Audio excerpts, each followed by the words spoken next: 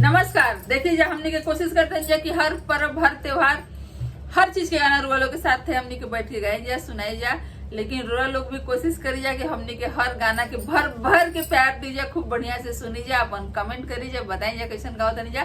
तो आज हमने के बहुत ही सुंदर से प्यारा सा लक्ष्मी पूजा के ऊपर वो गाना लेके आ गए मन, ये देख के सुन के बताई जा कैसन बा।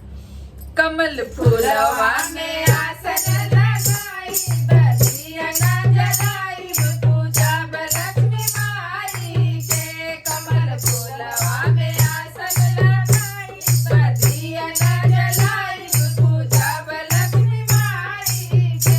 आज शुभ दिन बाई सनई लगिया ना जलाई पूजा लक्ष्मी माई के। आज शुभ दिन बाई सनई लगिया ना जलाई पूजा लक्ष्मी माई के। होत भोर मैया अंगना में आई हमरा घरया में आसन जमाई। बहुत भोर मैया अंगना में आई हमरा घरया में आसन जमाई। रौरा चरण में शीश झुकाई बनेहिया लगाई पूजा लक्ष्मी माई के। रौरा चरण में शीश झुकाई बनेहिया लगाई पूजा लक्ष्मी माई के।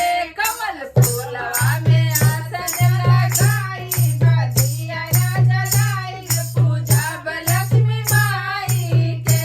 कमल फूलवा में आसन लगाई बदिया ना जलाई पूजा लक्ष्मी माई के।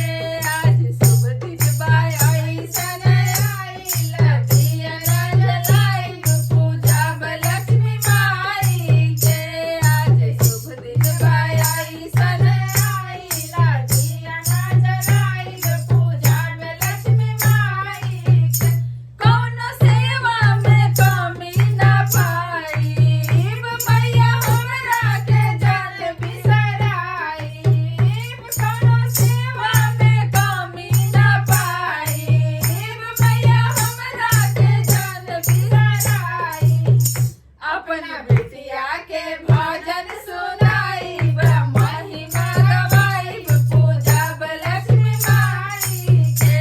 अपना बेटिया के भजन सुनाई महिमा गवाई पूजा लक्ष्मी माई के।